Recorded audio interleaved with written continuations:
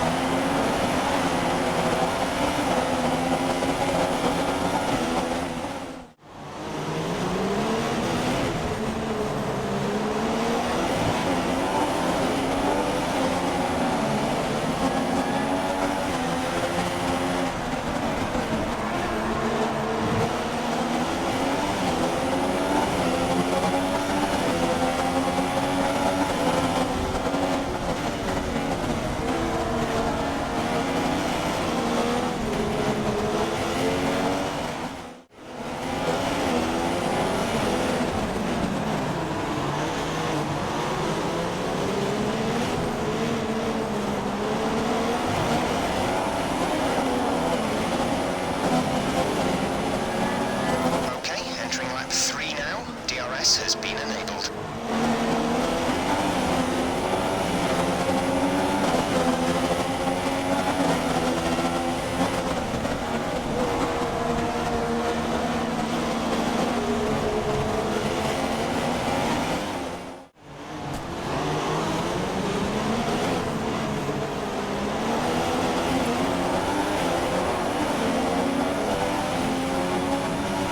The gap to the leader is 1.1 seconds.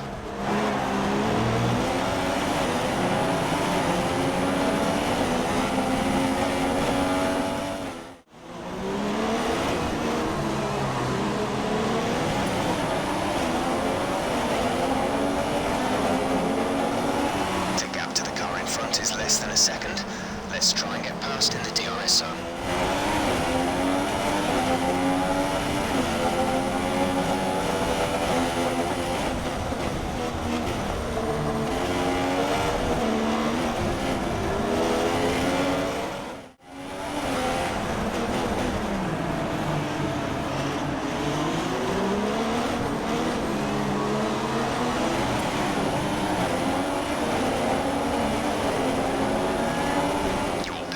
Is now open.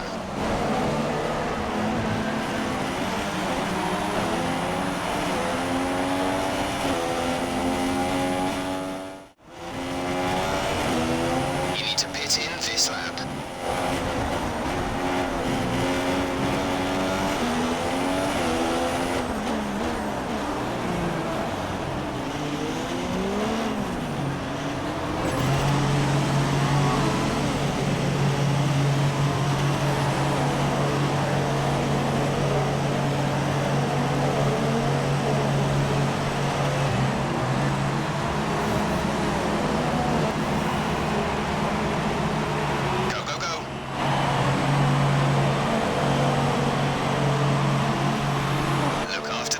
tyres now. We want to finish the race on this compound.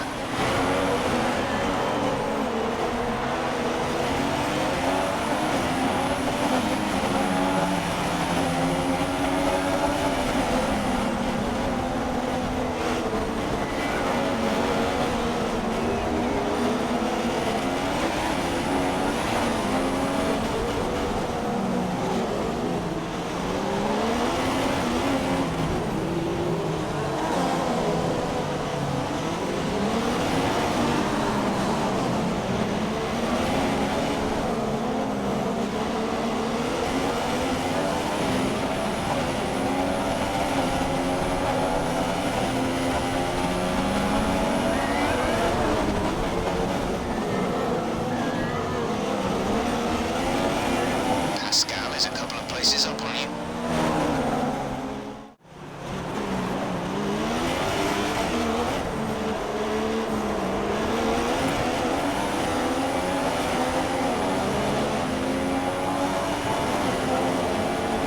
Our gap to first place is 0.5 seconds.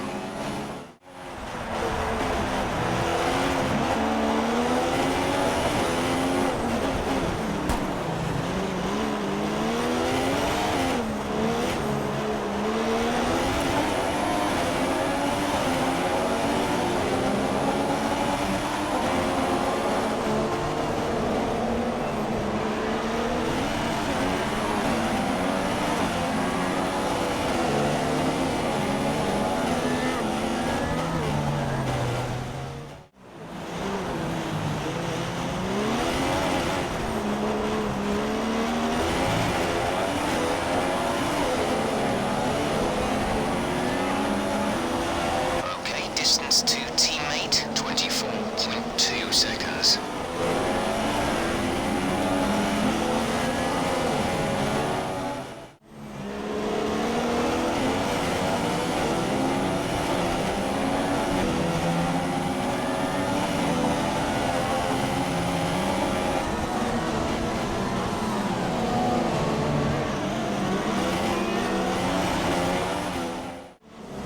We have 5 laps of fuel remaining.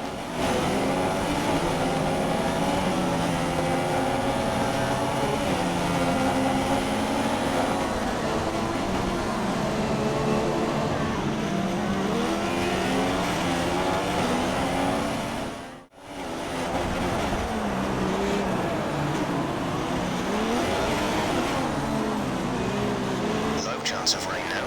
If the situation changes, we'll let you know.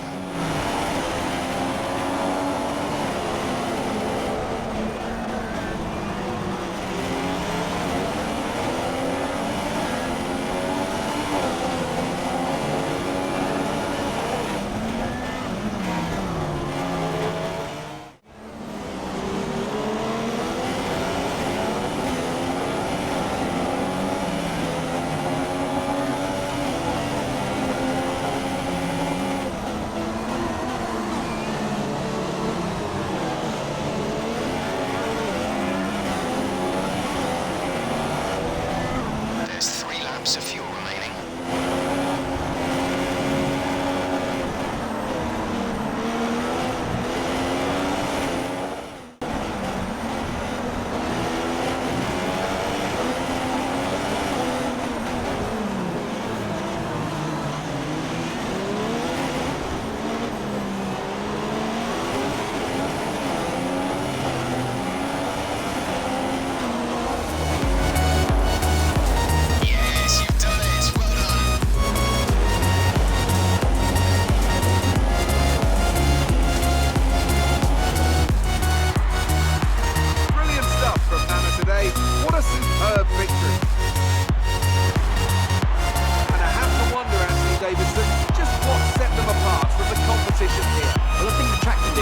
really suited their car today.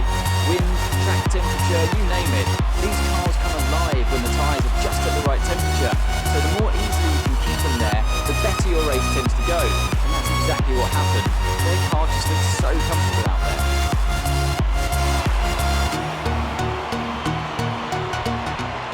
And as the adrenaline dies down after another eventful Grand Prix, here come the top three out onto the podium.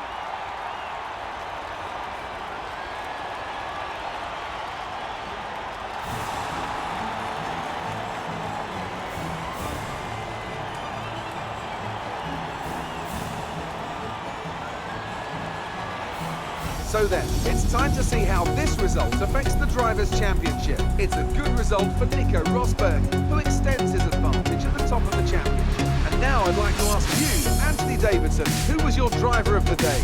Well, I'm going to say Nico Rosberg today. It was probably one of his best drives this season, and I was thoroughly impressed. For my money, it's definitely the Manor driver. They fought so hard and had incredible pace at times, so I don't think anyone else did a better job today. And here's how things are shaping up in the Constructors' Championship. Mercedes have extended their lead at the top of the standings. Meanwhile, Toro Rosso's strong weekend allows them to continue their march up the table. That's it for today's Grand